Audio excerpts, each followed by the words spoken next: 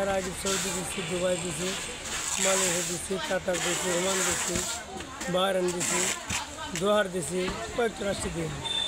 আপনি কয়েকটা রাষ্ট্রেই দেন না? 7টা রাষ্ট্রে দিই। দেশের বাইরে রপ্তানিকারক প্রতিষ্ঠান হিসেবে আমার দেখা সর্ববৃহত্তম একটি পয়েন্ট বলরামপুর বাস স্ট্যান্ড।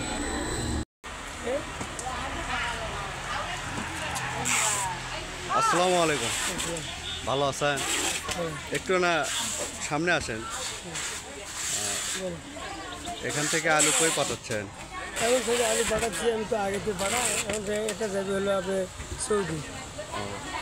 এর আগে সৌদি দিচ্ছি, দুবাই দিচ্ছি, মালয়েশিয়া দিচ্ছি, কাতার দিচ্ছি, ওমান দিচ্ছি, বাহরাইন দিচ্ছি, দোহার দিচ্ছি, কয়েকটা রাষ্ট্রে দিই। আপনি কয়েকটা রাষ্ট্রেই দেন না? 7টা রাষ্ট্রে দিই। প্রতিনিয়তই দেন না গ্যাপ আছে? না, গ্যাপ নেই, এগুলো কাম করা কিন্তু কাম করে আগে যায় না, একদিন দুদিন পর করে গাড়ি ছাড়া। মানে লোকবলের কারণে? হ্যাঁ, মানে এটা প্রসেস করা লাগে, ধোয়া লাগে, ফ্রেশ করা লাগে, রাস্তায় বসে মরে ফ্রেশ করে তারপর বেগে উঠে তারপরে মাল গাড়িতে লোড দিয়ে করা লাগে। যদি অন্য কোনো ডিস্ট্রিক্টের আলু যদি আপনাকে কেউ দিতে চায়, আপনি নেবেন? অন্য ডিস্ট্রিক্টের আলু দিতে চাইলে আলু নেবো, কিন্তু আলু এটা হয় নাকি অন্য কোনো আলু হলে চলবে না। আপনি যে আলু, আপনি কি আলু?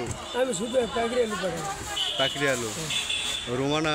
না, রোমানা চলে না, শুধু পাকড়ি। পাকড়ি এটা কি সাইজের আলু? পাকড়ি বড়টা, বড় বড় সাপ্লাই। বড় সাপ্লাই।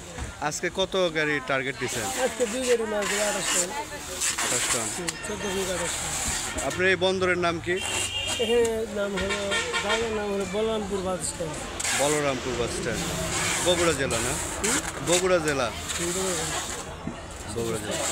তো প্রিয় কৃষক ভাইরা এবং আলু ব্যবসায়ী ভাইরা, আপনারা দেখতেই পাচ্ছেন যে বগুড়ার বলরামপুর বাস স্ট্যান্ড থেকে এখানে তিনি বললেন প্রায় অনেকটা দেশেই তিনি আলু রপ্তানি করে থাকেন।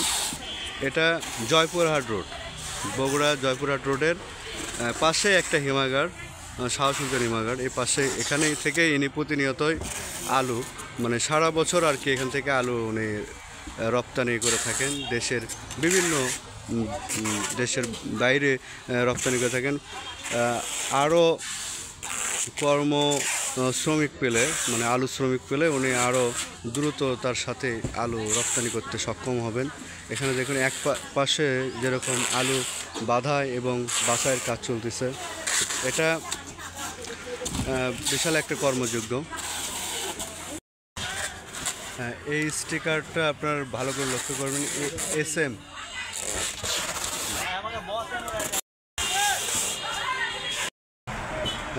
এ পাশে জয়পুরহাট মহাসড়ক, এখান থেকে বগুড়া টু জয়পুরহাট মহাসড়ক এর পাশেই এটা বলরামপুর বাস স্ট্যান্ড। এখান থেকে প্রতিনিয়তই আলু বাহরাইন, সৌদি আরব, দুবাই, কাতার আলু রপ্তানি হয়ে থাকে। বিশ্বের বিভিন্ন জায়গায় এই আড়ত থেকে বিশাল একটি কর্মযোগ্য। এটা 6টা পয়েন্টের মধ্যে আমার দেখা 7 নম্বর একটি নতুন পয়েন্ট। এখান থেকে আমি এর আগে আসা হয়নি, কিন্তু আজকে জানতে পারলাম এখান থেকে এনারা প্রতিদিন দেশের বাইরে আলু রপ্তানি করে থাকে।